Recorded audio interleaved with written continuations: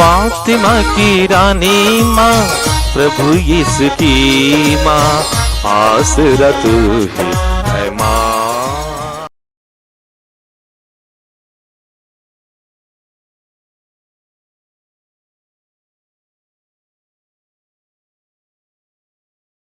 प्रभु के समर्पण का पर्व। पहला पाठ नबी मलाकी का ग्रंथ, अध्याय 3, पद संख्याएं 1 से 4 तक। वह प्रभु जिसे तुम खोजते हो अपने मंदिर आ जाएगा। प्रभु परमेश्वर कहता है, देखो मैं अपना दूत भेजूंगा जिससे वह मेरे लिए मार्ग तैयार करे। वह प्रभु जिसे तुम खोजते हो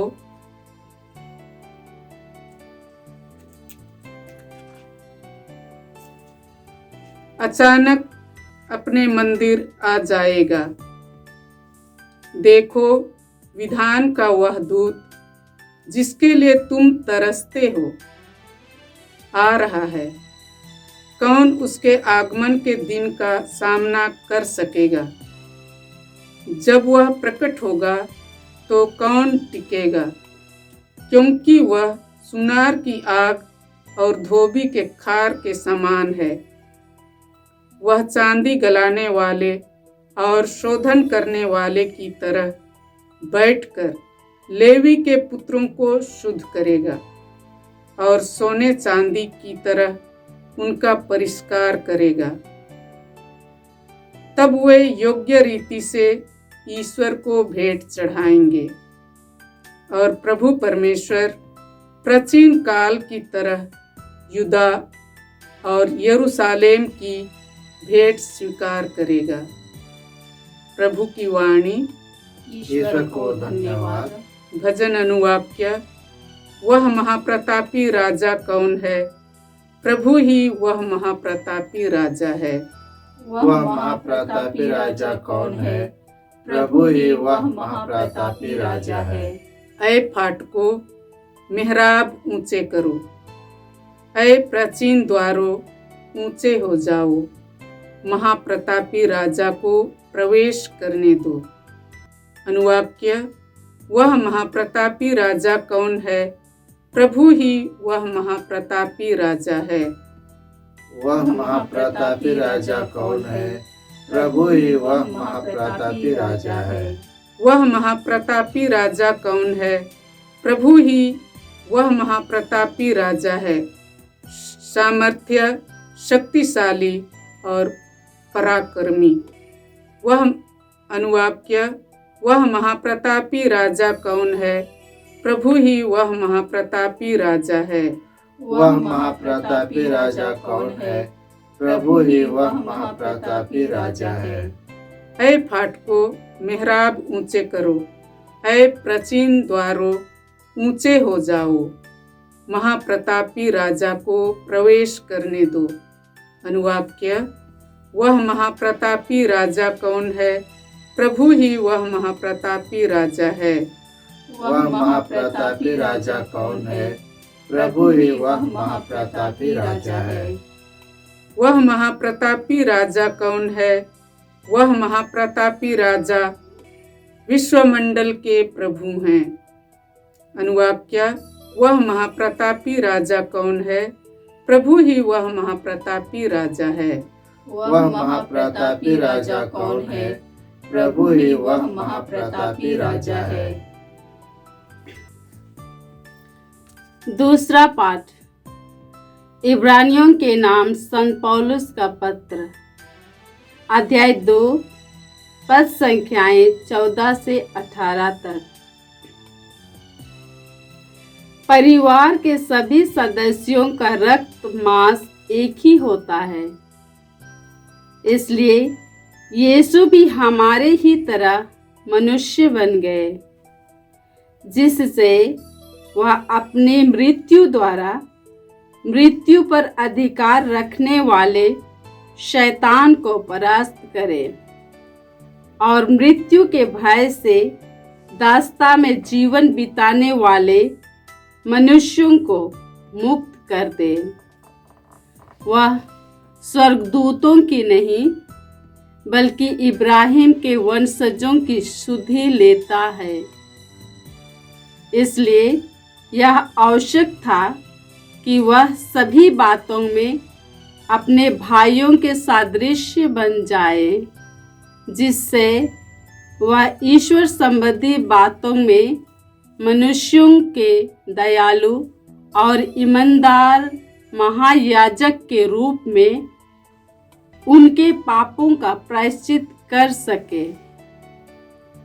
उनकी परीक्षा ली गई है और उन्होंने स्वयं दुख भोगा है, इसलिए वह परीक्षा में दुख भोगने वालों की सहायता कर सकते हैं। प्रभु की वाणी। ईश्वर को धन्यवाद। जय घोष। Hallelujah, hallelujah.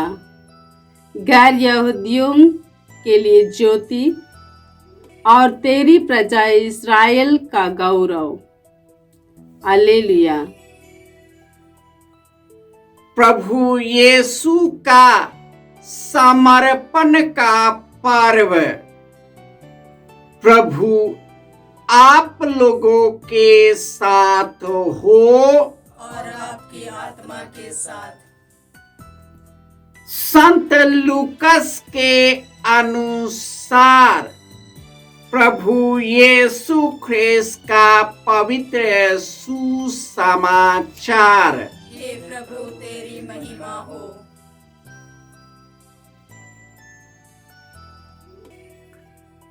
अध्याय 2 पद संख्याएं 22 से 40।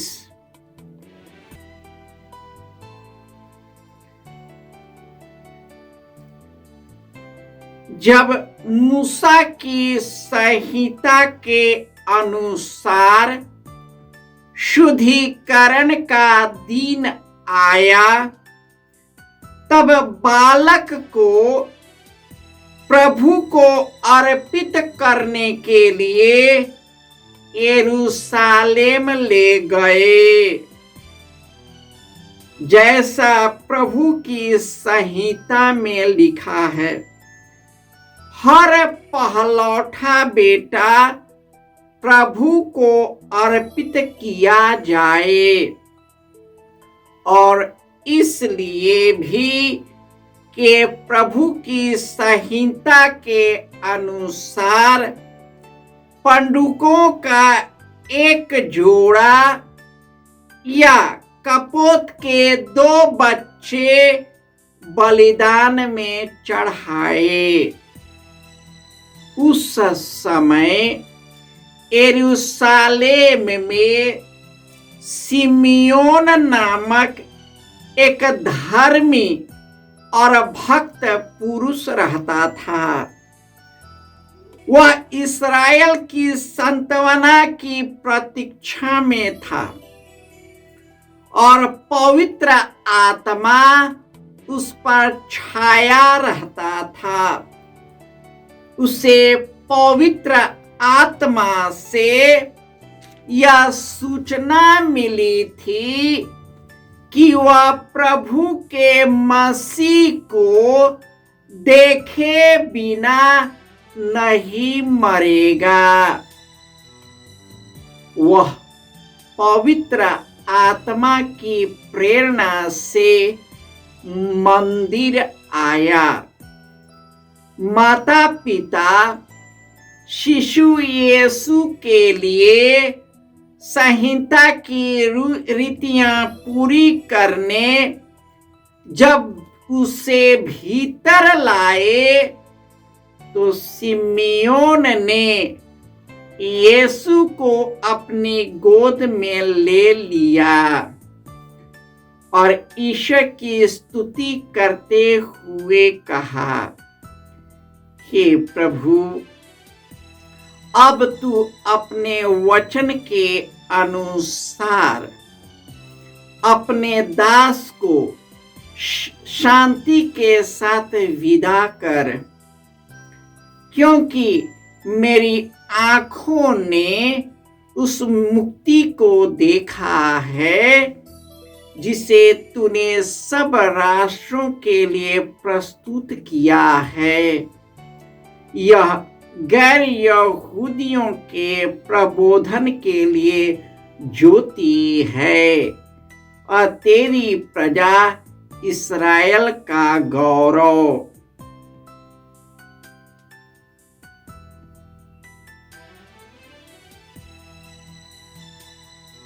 बालक के विषय में ये बातें सुनकर उसके माता पिता अचंभे में पड़ गए। सिमियोन ने उन्हें आशीर्वाद दिया और उसकी माता मरियम से यह कहा, देखिए, इस बालक के कारण इस्राएल में बहुतों का पतन और उत्थान होगा। यह एक चिन्ह है जिसका विरोध किया जाएगा, जिससे बहुत से हृदयों के विचार प्रकट हो जाए और एक तलवार आपके हृदय को आर पार बेधेगी। अन्ना नामक एक नबिया थी जो आसेर वंशी फनुएल की बेटी थी। वह बहुत बूढ़ी हो चली थी। वह विवाह के बाद केवल 7 बरस अपने पति के साथ रहकर विधवा हो गई थी और अब 84 बरस की थी। वह मंदिर से बाहर नहीं जाती थी और उपवास तथा प्रार्थना करते हुए रात दिन ईश्वर की उपासना में लगी रहती थी। वह उसी घड़ी आकर प्रभु की स्तुति करने लगी और जो लोग यरूशलेम की मुक्ति की प्रतीक्षा में थे, वह उन लोगों को उस बालक के विषय में बताया करती थी। प्रभु की संहिता के अनुसार सब कुछ पूरा कर लेने के बाद वे गलीलिया अपनी नगरी नाजरत लौट गए। वह बालक बढ़ता गया, उसमें बल तथा बुद्धि का विकास होता गया और उस पर ईश्वर का अनुग्रह बना रहा। यह प्रभु का सुसमाचार है। हे क्रिस्त तेरी स्तुति हो। क्रिस्त में प्यारे भाइयों और बहनों, आज माता कलीसिया प्रभु यीशु का समर्पण का पर्व मनाती है। आज के पहले पाठ में हमने सुना है कि ईश्वर ने कहा, मैं अपना दूत भेजूंगा और वह मार्ग तैयार करेगा। और इस प्रकार इस वचन के अनुरूप उसने दूत के रूप में योहन बपतिस्ता को भेजा, जिन्होंने लोगों को पश्चाताप का बपतिस्मा देता और यीशु के आगमन की तैयारी करवाता, लोगों को ईश्वर की ओर उन्मुख कराता, पाप और प्रायश्चित की बपतिस्मा देता, उन्हें शुद्ध करता, ताकि शुद्ध मन और हृदय से यीशु मसीह के आगमन की तैयारी कर सके। प्रभु यीशु हमारी ही तरह मनुष्य बन गए।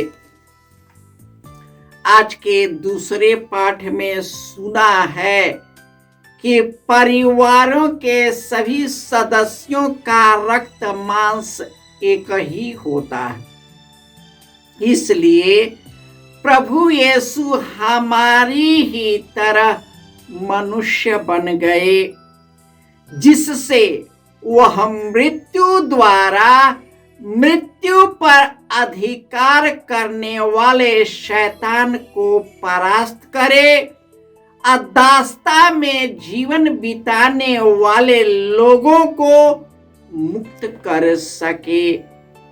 और इस प्रकार प्रभु यीशु मनुष्य के रूप में मां मरियम के गर्भ से जन्म लिया। मां मरियम संत जोसेफ यीशु को लेकर मंदिर में समर्पण करने जाते हैं, क्योंकि संहिता के अनुसार हर एक पहलौठे बेटे या बेटियां या कोई भी है, वह ईश्वर के लिए अर्पित है। इस प्रकार उन्होंने पंडुकों का जोड़ा लेकर मंदिर गया। वहां एक सिमियोन नाम का एक व्यक्ति था जो मसीह की राह देखता था। वह धर्मी था और उसे पवित्र आत्मा से यह वरदान मिला था कि वह यीशु को देखे बिना नहीं मरेगा। जैसे ही उन्होंने मरियम और जोसेफ को मंदिर आते देखा, उसका हृदय आत्मा से परिपूर्ण होकर आनंदित हो गया। वह जोर जोर से उस बच्चे के बारे में भविष्यवाणी करने लगा। उसने बच्चे को गोद में लिया और आनंद के मारे उसने कहा, हाय प्रभु, आज तेरे महिमामय मुख को देखा है। अब अपने दास को यहाँ से ले चल। उसी प्रकार अन्ना नाम की एक नबिया थी। वह मात्र 7 बरस अपने पति के साथ रहकर विधवा हो गई। उसी समय से वह ईश्वर को समर्पित कर दी। इसका प्रतिफल यह हुआ कि उसने मसीहा को अपने आंखों से देखा। ईश्वर अपने लोगों को नहीं छोड़ता, वह अपना प्रेम प्रदर्शित करता है। प्रभु यीशु हमारी मुक्ति के लिए हमारे शरीर के दुखों को, हमारे पीड़ाओं को, हमारे पापों को, हमारे कमजोरियों को अपने ऊपर ले लिया और अपने मृत्यु के द्वारा मृत्यु पर राज करने वाले शैतान को परास्त किया और दास्ता में जीवन जीने वाले लोगों को मुक्त किया और इस प्रकार हम सबों पर दया किया है। तो जिस प्रकार मां मरियम जोसेफ ने यीशु को पूर्ण रूपेण समर्पित किया, हम भी अपने जीवन को यीशु के चरणों में समर्पित कर पाए, ताकि वह हम सबों को पवित्र आत्मा से परिपूर्ण कर हमें नवीन बना सके और उसी से जुड़कर सदा आनंदित और खुशहाल रहे। जय यीशु